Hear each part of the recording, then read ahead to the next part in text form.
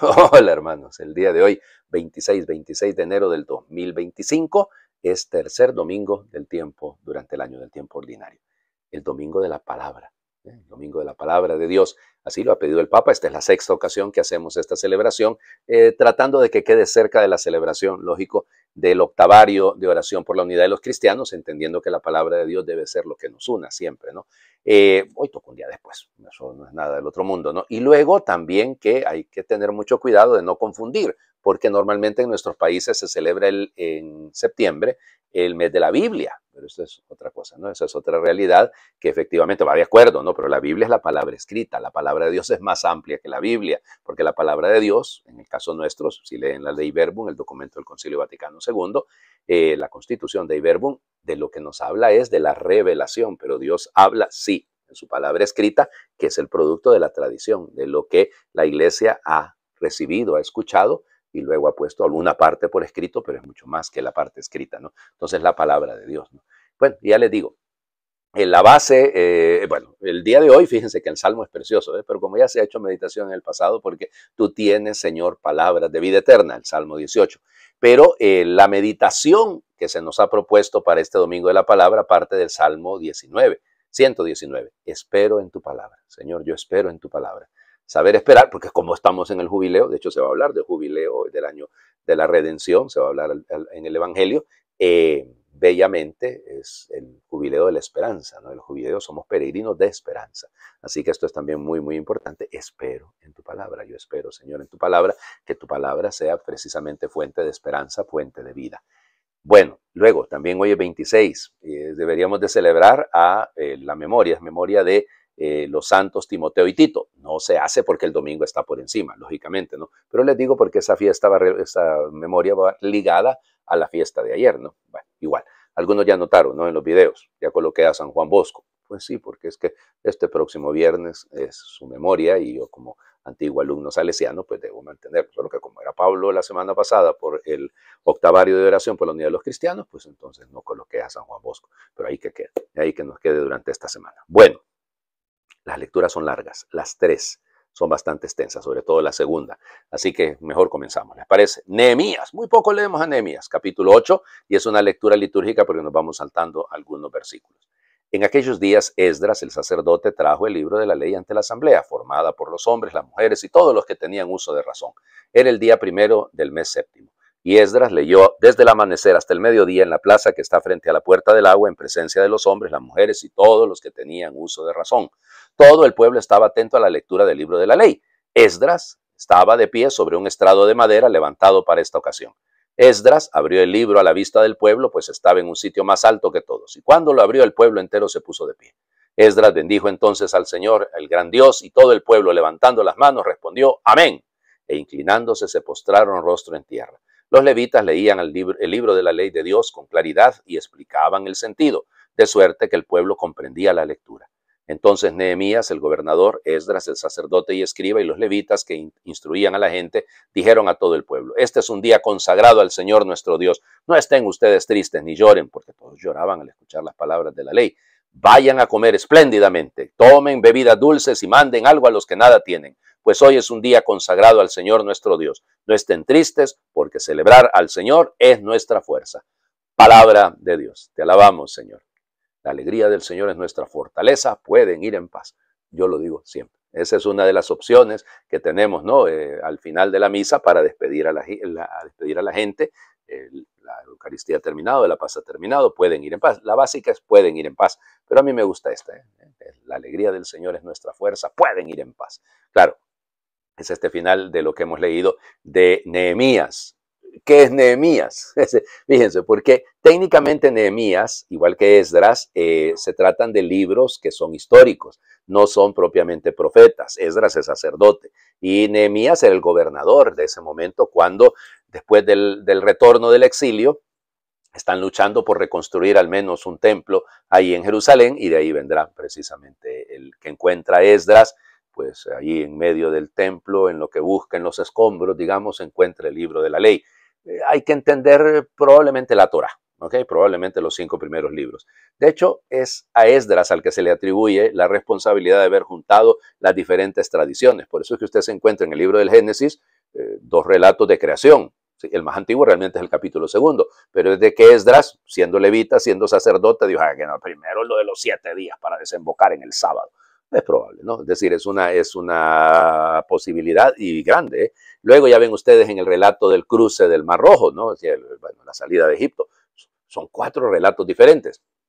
Él encontró 4, ¿cómo les diría? Sí, son relatos, ¿no? 4 diferentes versiones y las juntó. Entonces, por eso a ratos es de que el mar se abrió, el viento corrió el agua, es decir, son diferentes versiones, claro, pero son maneras distintas de aproximarse a este misterio. Luego, ¿qué más? La lectura. Es la primera vez, al menos de la que tenemos noción, que se lee después del exilio. El texto es un Kahal Yahweh, es precisamente la asamblea, es la asamblea de los que al menos tienen uso de razón, o sea que ya lo diríamos nosotros hoy en día en el uso de la discreción, ya se trata de niños con capacidad de distinguir entre el bien y el mal, ¿no? Ya pueden ser, ya pueden estar ahí. Y es el mes de Tishri, que es el primer mes aquí dice el primer día del mes séptimo, pero si le meten pluma sería septiembre, ¿no? Dicho, pensando cómo va por ahí el asunto. Por eso es que normalmente también se celebra la fiesta del Yom Kippur, el día de la expiación, el primer día, el inicio del año, y el Yom Kippur se celebra en el séptimo mes, en el mes de Tishri. Tishri, bueno, igual, perdonen que ya saben ustedes. En fin, y entonces la actitud de la gente, ¿cómo golpea la palabra de Dios, ¿no? Cuando hay oíditos bien dispuestos a escuchar y que, gracias a Dios, se leía con claridad y se explicaba. Ay, Dios mío, ya les digo, a mí me preocupa, aquí mismo, aquí, por no irles tan lejos, aquí mismo en la sede parroquial tenemos problemas de los micrófonos y hay algunos de los lectores que lamentablemente su voz es muy dulce o no tiene tanta potencia y entonces hay gente que está en la parte de atrás del templo y le hace, significa que no están escuchando. Ay, entonces, ¿qué sentido tiene? Claro, mi micrófono está bastante bueno y entonces sí me van a entender a mí. No sé si me van a entender, pero al menos me van a escuchar. Pero es un problema, ¿no? La comunicación. Ya por eso Esdras desde el estrado pareciera como que estuviera ahí en una especie de presbiterio, llamémosle con un ambón y todo. Sí, pero luego bajan los levitas y se quedan con la gente y le van explicando la palabra. Esto es importantísimo. Ya le digo, con claridad y explicaban. Hablaban con claridad y explicaban. Esto es fundamental, es la transmisión de la comunicación, ¿no? O sea, que sea una comunicación fluida, comprensible, vocalizada, ¿de acuerdo? Porque ya les digo que hay algunos que lamentablemente la vocalización no la tienen. No la tienen y entonces se comen las palabras. Ahí a veces, diría mi antiguo arzobispo, que hablan para adentro. O sea, como que si estuvieran escuchándose solo ellos, pero no están abriendo la boca para que sea transmitido el mensaje. Es importante esto. Ya lo notaron, ¿no? En cuanto Esdras leyó, abrió, se pusieron de pie. Eso hacemos cuando leemos el Evangelio, ¿no? Nos ponemos de pie porque indica un gesto de disponibilidad. Y luego el amén, amén. Y alzaron las manos, dice. No es que los estaban asaltando, no, sino que lo que resulta detrás de esto es eso, aceptamos. Pues sí, es una sumisión, ¿no? Pues si me van a asaltar, yo levanto la mano porque no quiero. No, bueno, es una sumisión, es un acto de someterse. Y luego, claro que lloraban. ¿Cómo no van a llorar el recuerdo de todo lo que han vivido, el recuerdo de su historia, la historia de sus padres? Y entonces ahora, yo me pregunto, ¿qué sentimientos provoca en nosotros la palabra de Dios? Cuando le escuchamos con oídos bien dispuestos, cuando nos le explican bien, si realmente somos capaces de reaccionar. ¿Ya? La alegría del Señor es nuestra fuerza. Ahí está, es decir, hombre, vamos a celebrar porque el Señor es nuestra fuerza, porque su alegría, no hay que estar tristes. La palabra, claro que debe conmovernos, debe golpearnos, debe cuestionarnos, pero la tristeza no es que nos produzca un poco de dolor en el momento porque nos confronta con nosotros mismos, pues está bueno, está bien, eso debe de hacer la palabra, pero no que nos deje tristes, que nos deje golpeados de tal manera que no reaccionamos. Eso sería más bien que la palabra no alcanzó su meta, ¿no? Y la segunda lectura. Acuérdense que la semana pasada hemos comenzado a leer el capítulo 12 de la primera carta a los Corintios. Hoy seguimos a partir del versículo 12 hasta el 30. Hermanos, así como el cuerpo es uno y tiene muchos miembros y todos ellos, a pesar de ser muchos, forman un solo cuerpo, así también es Cristo. Porque todos nosotros, seamos judíos o no judíos, esclavos o libres, hemos sido bautizados en un mismo espíritu para formar un solo cuerpo y a todos se nos ha dado a beber del mismo espíritu. El cuerpo no se compone de un solo miembro, sino de muchos. Si el pie dijera, no soy mano, entonces no formo parte del cuerpo, dejaría por eso de ser parte del cuerpo. Y si el oído dijera, puesto que no soy ojo, no soy del cuerpo, dejaría por eso de ser parte del cuerpo. Si todo el cuerpo fuera ojo, ¿con qué oiríamos? Y si todo el cuerpo fuera oído, ¿con qué oleríamos? Ahora bien, Dios ha puesto los miembros del cuerpo cada uno en su lugar, según lo quiso. Si todos fueran un solo miembro, ¿dónde estaría el cuerpo? Cierto que los miembros son muchos, pero el cuerpo es uno solo. El ojo no puede decirle a la mano, no te necesito, ni la cabeza a los pies, ustedes no me hacen falta. Por el contrario, los miembros que parecen más débiles son los más necesarios, y a los más íntimos los tratamos con mayor decoro, porque los demás no lo necesitan. Así formó Dios el cuerpo, dando más honor a los miembros que carecían de él para que no haya división en el cuerpo y para que cada miembro se preocupe de los demás. Cuando un miembro sufre, todos sufren con él, y cuando recibe honores, todos se alegran con él. Pues bien, entonces, ustedes son el cuerpo de Cristo y cada uno es miembro de él.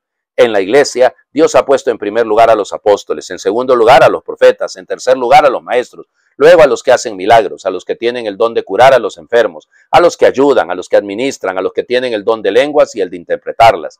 ¿Acaso son todos apóstoles? ¿Son todos profetas? ¿Son todos maestros? ¿Hacen todos milagros? ¿Tienen todos el don de curar? ¿Tienen todos el don de lenguas y todos las interpretan? Palabra de Dios. Te alabamos, Señor. Muy bien. Unidad en la multiplicidad. Eso es, unidad en la diversidad. O sea, si la semana pasada que comenzamos a leer este capítulo 12 de la primera carta a los Corintios, claramente Pablo nos hablaba de los carismas, de los dones que Dios reparte. Ahora estos dones, y hablábamos que todos eran para el bien común, bueno, ahora Pablo utiliza el símil, utiliza el cuerpo como una imagen bella para explicar todo esto.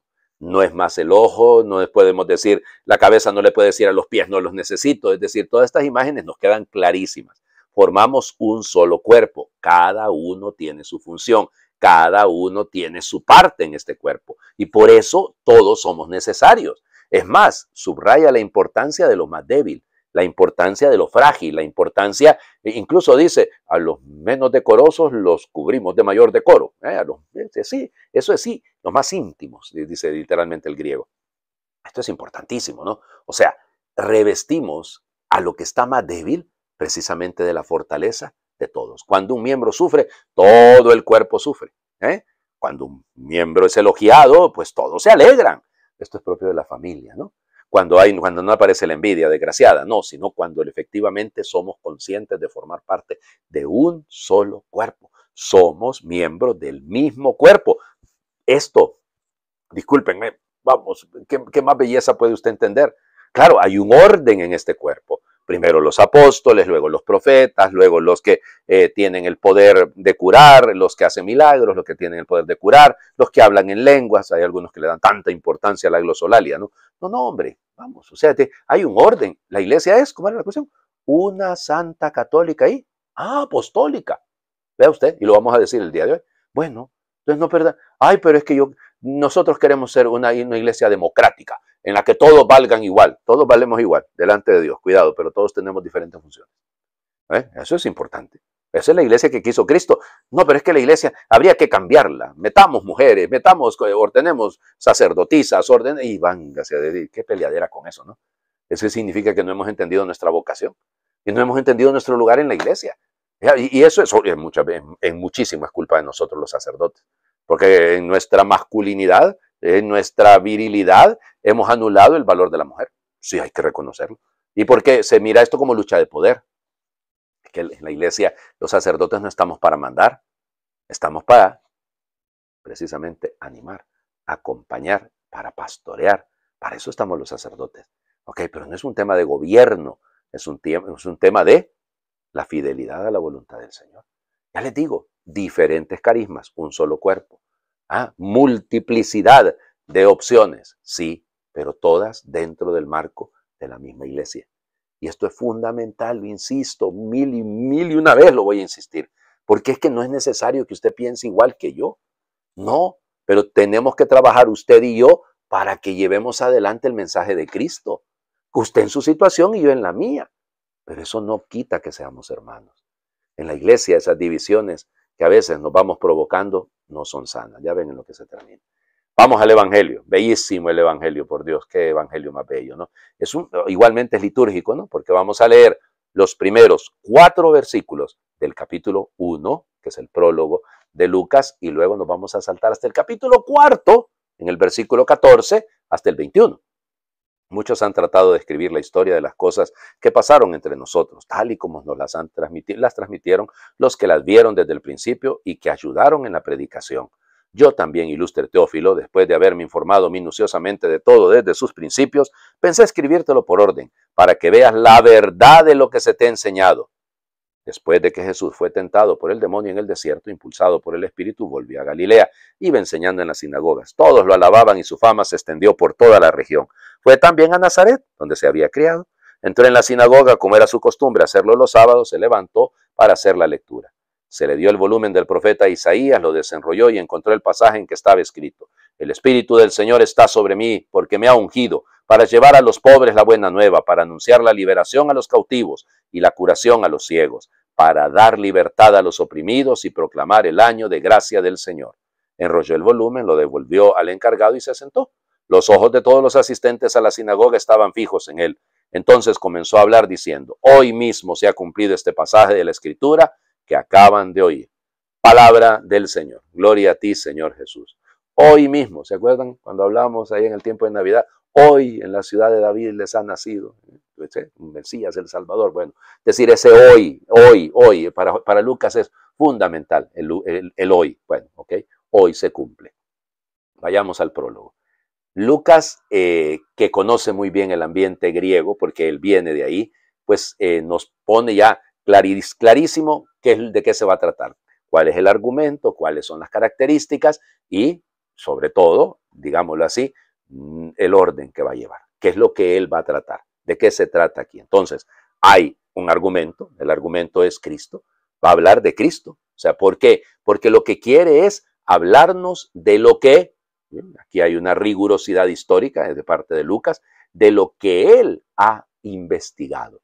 Y esto es bonito, ¿no? Por eso las características de este evangelio, que hay otros que han intentado escribirlo, que hay otros que lo han hecho antes, probablemente ya aparece entonces Marcos, la fuente Q, ¿no? Los dichos de Jesús que iban ahí pasando de papel en papel, de mano en mano, mejor dicho. Y entonces, claro, existía eso, ¿no? Todavía Mateo, vamos, por ahí se va conformando. Pero igual, entonces quiere decir que él sabía que había otros que habían escrito. Ahora, ¿qué es lo que él pretende con esto? A ti, ilustre Teófilo, cuidado, Teófilos, hijo de Dios, te quiero demostrar, o sea, la solidez, esta es la clave, ¿no? La solidez de lo que se te ha enseñado. Por lo tanto, el Evangelio de Lucas no es para convertir, sino para convertidos. Ya son personas que, insisto, hemos conocido a Cristo. Y por eso, desde el inicio, desde los orígenes, yo te quiero transmitir esta verdad, para que te des cuenta que lo que crees no es una locura. No son fantasías, no se trata de relatos allá llenos de héroes y no sé qué, no, se trata de una verdad que tiene un sostén. ¿En qué? En este Cristo, que ya es conocido, ya estamos en el capítulo 4, ya ha recorrido algunos lugares en Galilea y regresa a su casa, como era su costumbre. Qué interesante, ¿no? Esto de dar a entender que Jesús es un buen judío. Es un buen judío, él hace lo que todos los judíos hacen, los sábados a la sinagoga. Como es laico, él no es levita, los levitas, o el jefe de la sinagoga, debía leer la Torá, debía leer los primeros 5 libros del Pentateuco, pues. Mientras que un laico podía, designado por el jefe de la sinagoga, podía leer los Nubín, podía leer a los profetas.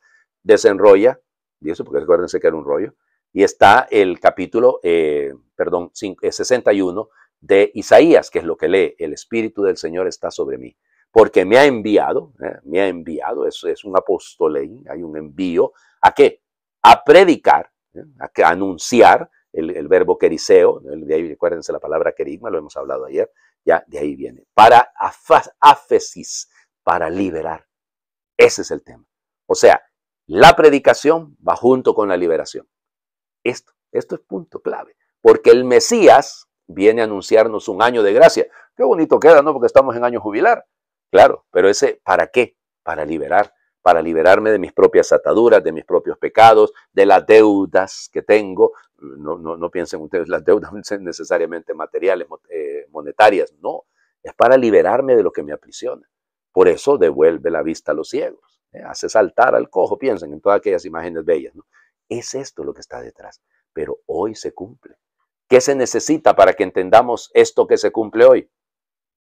Los ojos, los oídos en el Señor, puesta la mirada fija en Él, y como ocurre en el libro de Nehemías, escuchemos.